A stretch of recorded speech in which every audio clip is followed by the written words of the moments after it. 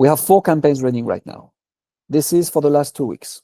We get an 11.3 positive reply rate on one of the campaign. So every 10 people we reach out to, more than 1 will say yes. Another campaign where we have a bit more volumes, 15.9% reply rate. Another campaign, 16.7%. And the biggest campaign with 238 people reached out to in the last 2 weeks, 18.1% positive reply rate. So being super clear on your ICP, having a very clear message, having a very clear positioning is going to get you people to say yes to come on the podcast. And that's how, with very limited amount of emails each and every day, like you speak to email marketing agencies, they send dozens of thousands, if not hundreds of thousands. And we went down that road a few months ago. And you can get some results because it's just a numbers game. But when you get 15% plus positive reply rate, you don't need as much. You just need the right people to reach out to. And that's how we get 2 to 3 calls booked per day with our ICP. That's awesome.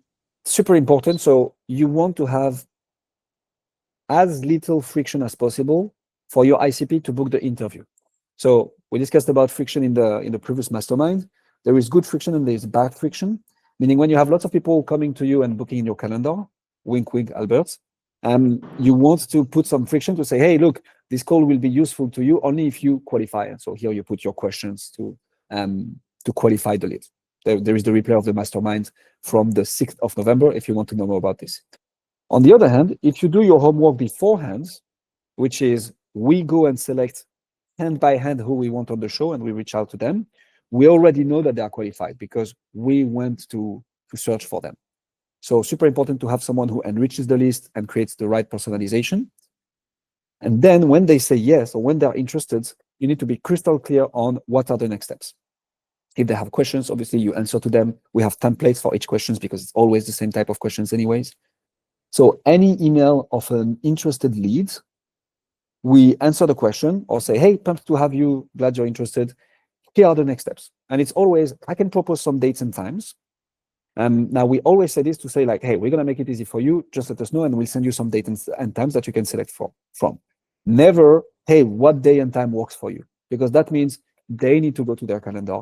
They need to find a few availabilities. They need to write them down. They need to send it to you. And if it doesn't work for you, they're going to be like, okay, screw this. I'm not doing this. So where we say, I can propose some dates and times. Okay, they are at my disposal here. They're going to make it easy for me. Cool. The second line is, if easier though, you can book a time at your best convenience directly using this link. People don't always like to book a time with someone else's calendar link because it's like, hey, no, make it easy for me. Don't let me go in your calendar. But when we present it like this, we see a huge positive reply rate and click through it because it's just like, okay, they are here to help me and it might be easier, so I'm going to click the link here. And most of the people actually click the link. If they don't answer, we send a follow-up with proposed times, like the day after, 48 hours after. Say, hey, look, we see you haven't booked the time yet, so here are some few availabilities you can pick from. We were doing this at first, meaning the first outreach was always with dates proposed. But since we book 2 to 3 interviews per day now, it's a hassle for my podcast manager to go over my calendar, check the time zone of the guest, depending on East Coast, West Coast, Central, whatever. So we started this to remove a bit of friction for us, and this works as well. And then we are super clear on the next step. Once booked, our awesome, between parentheses, podcast manager will send you all the interview details, title, thumbnail, bio, description, questions, so you can review. And that's it. We also send them reminders before the interview, 24 hours and 1 hour before. We get 100% show up rate on our interviews over the last 5 weeks. So like a few reminders, not too pushy. That gets them to show up in the interview.